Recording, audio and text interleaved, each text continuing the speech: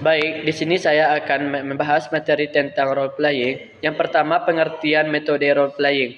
Metode adalah cara yang digunakan untuk menyampaikan materi pelajaran dalam upaya mencapai tujuan kurikulum. Menurut Kokom Kamalasari, role playing adalah suatu metode pengusahaan bahan-bahan pelajaran melalui pengembangan imajinasi dan penghayatan siswa. Yang kedua, langkah-langkah penerapan metode role playing. Yang pertama, menentukan tujuan pembelajaran.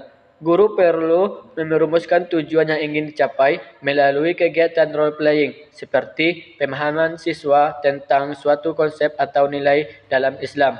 Misalnya, toleransi, kejujuran, atau kisah Nabi. Yang kedua, memilih materi yang sesuai. Pilihlah materi pendidikan agama Islam yang relevan untuk diterapkan dalam role playing. Materi tersebut harus berkaitan dengan peran atau situasi yang dapat dimainkan oleh siswa. Contohnya, cerita Nabi Muhammad SAW, kisah sahabat, atau praktik ibadah. Yang ketiga, menyusun skenario. Guru menyusun skenario yang sesuai dengan materi dan tujuan pembelajaran. Skenario ini harus mencerminkan situasi kehidupan nyata atau kisah yang terdapat dalam ajaran Islam. Contohnya, skenario bisa berupa dialog antar sahabat Nabi, penyelesaian konflik, atau proses ibadah yang benar. Yang keempat, pembagian peran. Setelah skenario disusun, guru membagi peran kepada siswa. Setiap siswa mendapatkan peran yang berbeda dan bertanggung jawab. Untuk memahami peran tersebut, guru harus memastikan bahwa semua siswa memahami peran tugasnya. Yang terakhir, latihan sebelum pelaksanaan. Sebelum role playing dilakukan, siswa sebaiknya diberi kesempatan untuk berlatih memainkan peran agar lebih siap dan percaya diri. Guru memberikan masukan jika ada bagian yang perlu diperbaiki atau dilengkapi. Sekian penyampaian materi yang dapat saya sampaikan. Selanjutnya akan disampaikan oleh rekan saya, Vivi Yupita. Baiklah, perkenalkan saya Welsa Dwiananda. Di sini saya akan menjelaskan tentang kelebihan dan kekurangan metode role playing dalam pembelajaran PAI. Adapun kelebihan metode role playing yaitu yang pertama, meningkatkan pemahaman materi. Maksudnya yaitu dengan memainkan peran dalam situasi tertentu, peserta didik lebih mudah memahami konsep atau masalah karena belajar secara langsung melalui pengalaman. Adapun kelebihan yang kedua yaitu untuk mengembangkan keterampilan komunikasi. Maksud di sini yaitu metode role playing melatih peserta didik untuk berbicara, berdiskusi, dan mengekspresikan pendapat secara efektif, sehingga meningkatkan keterampilan komunikasi interpersonal.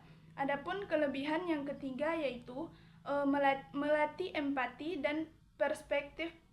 Artinya yaitu peserta didik belajar memahami sudut pandang orang lain melalui peran yang mereka mainkan, sehingga bisa atau mampu meningkatkan empati dan toleransi terhadap perbedaan. Adapun kelebihan yang keempat yaitu mendorong kreativitas dan pemecahan suatu masalah. Dalam metode ini memotivasi peserta didik untuk berpikir kreatif dalam mencari solusi atau bertindak sesuai dengan skenario. Bisa juga melatih keterampilan berpikir kritis bagi peserta didik. Adapun kelebihan yang kelima yaitu untuk meningkatkan kepercayaan diri. Artinya yaitu melalui keterlibatan aktif dalam peran, peserta merasa lebih percaya diri karena mereka terbiasa berbicara di depan orang lain dan menghadapkan situasi yang baru. Itu tadi kelebihan materi role playing. Adapun kelemahan ataupun kekurangan metode role playing. Yang pertama yaitu memerlukan waktu yang lama. Artinya, proses persiapan, pelaksanaan, evaluasi, metode role playing sering memakan waktu yang cukup banyak, sehingga kurang efisien jika waktu pembelajarannya terbatas dan tidak cukup. Kemudian yang kedua yaitu tidak cocok untuk semua peserta didik. Arti dari ini yaitu beberapa peserta didik mungkin merasa malu atau tidak percaya diri ataupun enggan berpartisipasi sehingga pembelajaran tidak efektif bagi mereka. Kemudian yang ketiga yaitu kesulitan memahami peran.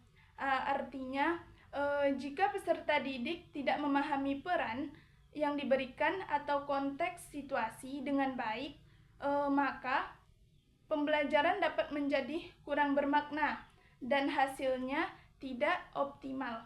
Kemudian adapun kelemahan yang keempat yaitu sulit dikendalikan oleh fasilitator atau guru. Fasilitator mungkin mengalami kesulitan untuk mengatur dinamika kelompok, memastikan semua peserta didik terlibat secara aktif ataupun bisa mengontrol alur permainan agar tetap sesuai dengan tujuan pembelajaran yang telah diinginkan. Kemudian yang kelima yaitu hasil belajar sulit diukur. Maksudnya yaitu evaluasi hasil belajar dari metode ini sering bersifat subjektif, sehingga sulit untuk menilai secara kuantitatif tingkat keberhasilan peserta didik dalam memahami materi yang diajarkan. Baik, saya Vivi Vita akan menjelaskan materi PAI yang relevan untuk metode role playing. Yang pertama yaitu akhlak mulia. Temanya seperti jujur dan sabar. Contoh metode role playing-nya yaitu siswa berperan sebagai menghadapi dilema moral. Siswa memilih sikap mau jujur ataupun berbohong, namun dia mengetahui konsekuensi dari tindakannya tersebut. Yang kedua yaitu tata cara beribadah. Temanya itu praktek sholat. Contoh metode role playing-nya yaitu siswa berperan sebagai imam ataupun makmum dalam praktek sholat berjemaah. Yang ketiga yaitu catatan sejarah dalam Islam. Temanya itu sejarah pada zaman dahulu.